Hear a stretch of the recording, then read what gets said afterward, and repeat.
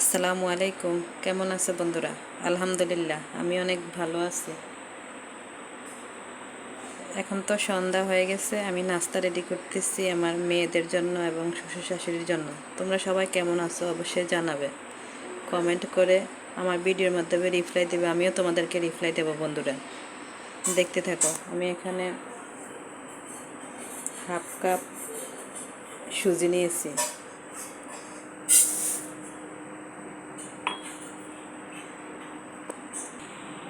যেটুকু সুজি দিয়েছি ঠিক আধা কাপ আমি এবার চিনি দিয়েছি। হঠাৎ করে কারেন্ট চলে গেছে বন্ধুরা। আর এখানে 2টা এলাচ, 2টা লবঙ্গ, একটু দারচিনি আর একটু তেজপাতা আর 1 মগ পানি দেব। স্বাদ মতো লবণ। চাইলে তোমরা গুঁড়া দুধ বা লিকুইড দুধ ব্যবহার করতে পারো, আমার কাছে নাই, অপশনাল, তাই আমি স্কিপ করলাম। এখন এটাকে জাল করে নেব 7-8 মিনিট, তোমাদেরকে দেখাতেছি। চুলাটা জ্বালিয়ে দিলাম। এখন নাড়তে হবে অনবরত, তাহলে লেগে যাবে।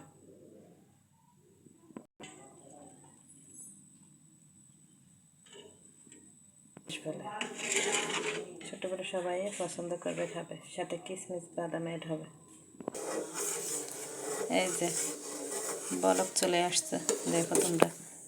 এটি বেশি সময় লাগে না, বলক আসলে হয়ে যায়। আমার কাছে নারকেল নাই, বাট কিশমিশ বাদামও নাই, স্কিপ করতে পারো, দিলে অনেক টেস্টি হয়। না যেত, তাই আমি স্কিপ করলাম। চুলা গাছ কমিয়ে দাও। এই যে আমার কিচেন রুমের টাইলসগুলো দেখো তোমরা। আমার কিচেন রুমের টাইলস করেছি, তোমাদের যদি ভালো লাগে, পছন্দ হয়, অবশ্যই কমেন্ট করবে। এগুলো দেওয়ালের টাইলস। আর এই যে নিচে হলো হোয়াইট আর বাদামি কালার, আমি 2 রকম দিয়েছি আমার সুবিধার্থে। তোমরা চাইলে একরকমও দিতে পারো। এখানে র্যাক। এই যে আমার পায়েস হয়ে গেছে। তোমরা চাইলে নারকেল কিশমিশ বাদাম দিতে পারো, আমার কাছে নাই, তাই আমি দেই নাই। ভালো থাকবে বন্ধুরা, খোদা হাফেজ।